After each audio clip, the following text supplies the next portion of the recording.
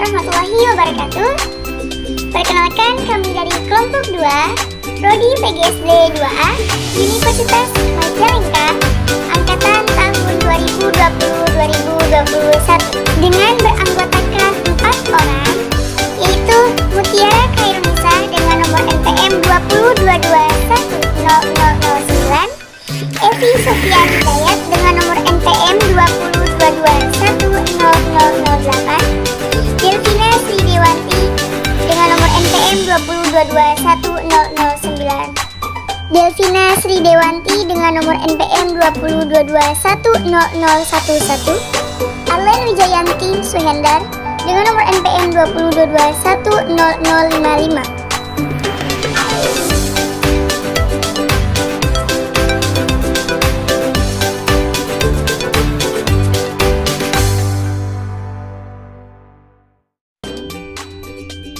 Mata kuliah Psikologi, dosen pengampu Ibu Wina Dwi Puspitasari MPD, dengan materi yang berjudul Penghantar Gejala Jiwa.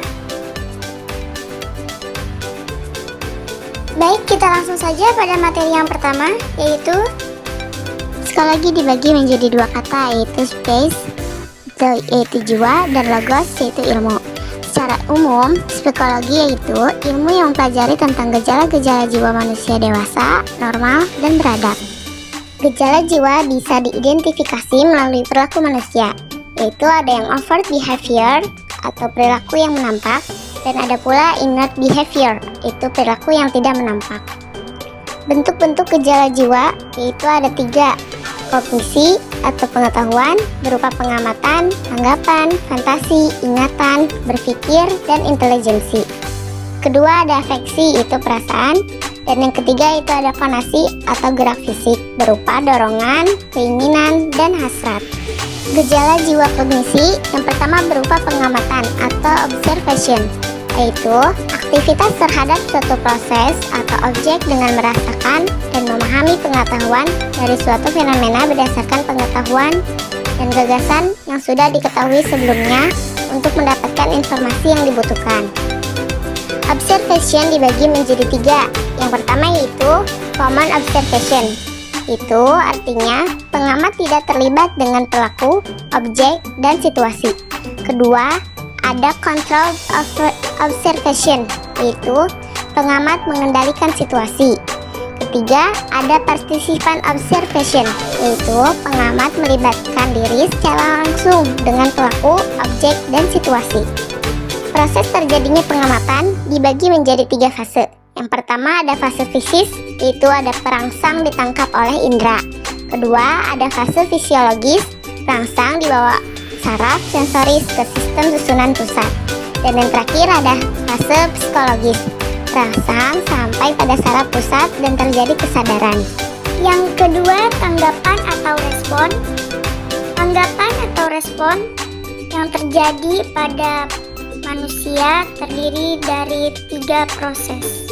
Yang pertama ada persepsi atau proses seseorang mengetahui beberapa hal melalui panca indera. Yang kedua, gambaran yang tinggal dalam ingatan setelah melakukan pengamatan. Yang ketiga, kesan-kesan seseorang terhadap pengamatan yang telah selesai. Macam-macam tanggapan terdiri dari 4 macam. Yang pertama, ada tanggapan reproduksi atau tanggapan yang melibatkan pengamatan masa lalu.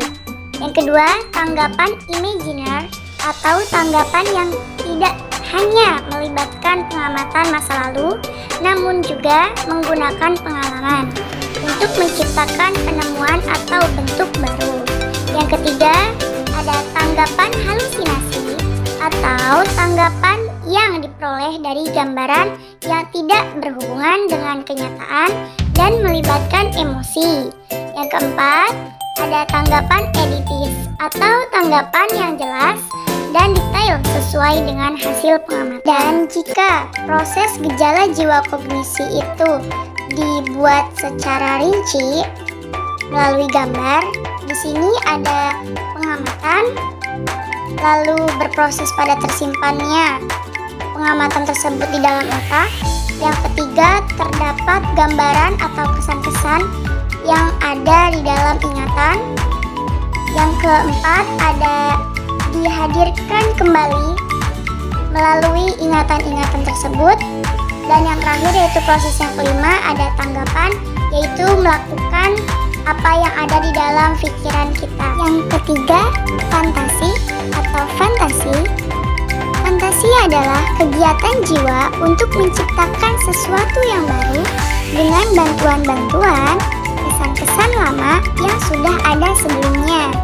Fantasi terbagi menjadi tiga, yaitu fantasi tidak sadar atau khayalan, fantasi sadar dan aktif atau kreatif, fantasi sadar dan pasif atau inspirasi. Yang keempat, daya ingat atau memori.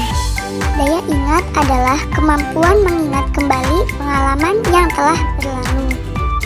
Di dalam daya ingat atau memori terdapat kemampuan rohaninya. Kemampuan rohaninya untuk mengencamkan, menyimpan, dan mereproduksi kesan-kesan.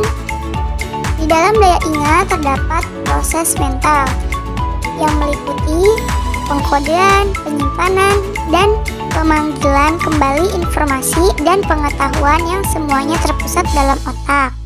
Implikasi dari daya ingat adalah overlearning atau belajar lebih, extra study time atau tambahan waktu belajar, mnemonic device atau muslihat memori atau trik khusus, rime, singkatan, page word system, method of Loci, keyword system. Setelah anak dapat menerima dari tanggapan tersebut, maka anak akan menyimpannya di dalam ingatan dan menimbulkan kembali apa yang telah ia peroleh dalam ingatannya dalam bentuk tanggapan. Yang kelima, berpikir atau thinking. Berpikir adalah berjerih payah secara mental untuk memahami sesuatu yang dialami atau mencari jalan keluar dari persoalan yang sedang dihadapi.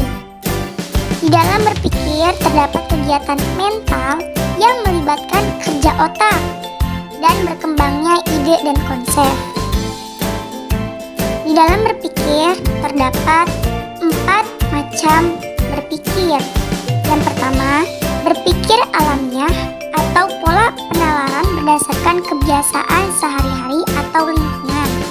Yang kedua, berpikir ilmiah atau pola penalaran berdasarkan sarana tertentu secara teratur dan cermat atau sistematis. Yang ketiga, berpikir autistik atau pola penalaran berdasarkan pada fantasi, khayalan, dan wishful thinking. Yang keempat, berpikir realistik atau pola penalaran yang dilakukan untuk menyesuaikan diri dengan kenyataan atau reasoning. Jika dilihat dalam prosesnya, berpikir terbagi menjadi 3. Yang pertama ada deduktif, yang kedua ada induktif, dan yang ketiga ada evaluatif.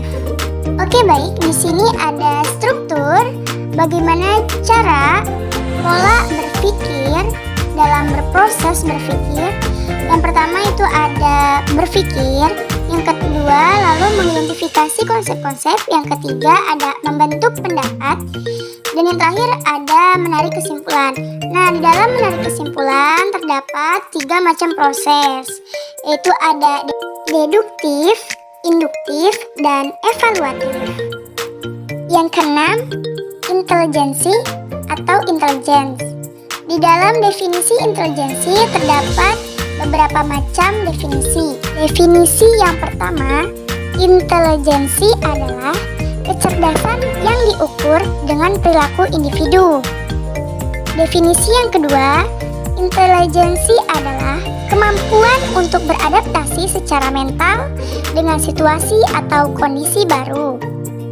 Yang ketiga, intelijensi adalah kemampuan untuk memahami lingkungan dan kemampuan berpikir untuk menguasai tantangan. Di dalam intelijensi terdapat macam-macam intelijensi. Yang pertama ada intelijensi terikat dan bebas. Yang kedua ada intelijensi kreatif dan eksekutif. Yang ketiga ada intelijensi intelektual. Yang keempat intelijensi emosional. Yang kelima intelijensi bahasa. Dan yang keenam ada intelijensi sosial. Selanjutnya adalah bentuk-bentuk gejala jiwa yang kedua, yaitu afeksi. Afeksi adalah gejala jiwa yang bersifat subjektif dan dialami dalam kualitas senang atau tidak senang. Macam-macam afeksi diantaranya adalah senang, sedih, kecewa, terharu, emosi, dan sebagainya. Perbedaan perasaan dengan emosi. Perasaan yang pertama tidak atau jarang disertai gejala fisik sehingga sulit diketahui oleh orang lain. Sedangkan emosi selalu disertai dengan gejala fisik sehingga dapat diketahui oleh orang lain. Yang kedua, dapat berlangsung dalam waktu yang lama, sedangkan emosi berlangsungnya tidak lama. Yang ketiga, dialami dalam derajat lemah atau sedang, sedangkan emosi dialami dalam derajat yang kuat. Yang keempat, pada saat rasio berlangsung masih tetap berfungsi, sedangkan emosi pada saat berlangsung rasio menjadi tidak atau kurang berfungsi. Bentuk-bentuk gejala jiwa yang ketiga yaitu gejala jiwa konasi atau gerak fisik. Yang pertama, dorongan atau motivasi. Di sini terdapat beberapa definisi. Definisi yang pertama, dorongan atau motivasi adalah kondisi internal yang membangkitkan untuk melakukan tindakan. Yang kedua, dorongan adalah pengalasan seseorang melakukan suatu aktivitas untuk mencapai tujuan. Dan di sini terdapat beberapa definisi menurut para tokoh. Definisi dorongan atau motivasi dalam teori hierarki kebutuhan, dorongan atau motivasi adalah kebutuhan fisiologis dan keamanan tingkat rendah, kebutuhan sosial, penghargaan dan aktualisasi diri tingkat tinggi. Yang kedua, definisi dorongan atau motivasi menurut M.C. Gregor dalam teori X dan Y, dorongan atau motivasi adalah hubungan asumsi negatif X dan asumsi positif Y terhadap perilaku manusia. Yang ketiga, menurut M.C. Celan, definisi dorongan atau motivasi di dalam teori motivasi kontemporer adalah kebutuhan berprestasi, berkuasa dan berafiliasi, evaluasi kognitif atau penghargaan, penentuan tujuan, penguatan, keadilan, dan harapan.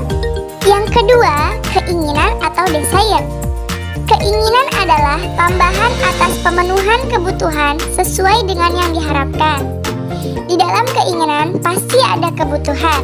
Kebutuhan merupakan salah satu aspek psikologis yang menggerakkan seseorang untuk melakukan aktivitas. Yang ketiga, hasrat atau passion. Terdapat beberapa definisi hasrat atau passion. Definisi yang pertama, hasrat atau passion adalah minat yang sangat besar terhadap sesuatu sehingga mendahulukan sesuatu itu dan mengabaikan hal-hal lainnya. Definisi yang kedua, hasrat atau passion adalah sesuatu yang membuat seseorang tidak pernah bosan untuk melakukannya meskipun merugikan baginya. Definisi yang ketiga, hasrat passion adalah suatu keinginan tertentu yang dapat diulang-ulang. Berikut, adapun ciri-ciri hasrat yang merupakan motor atau penggerak perbuatan dan kelakuan manusia.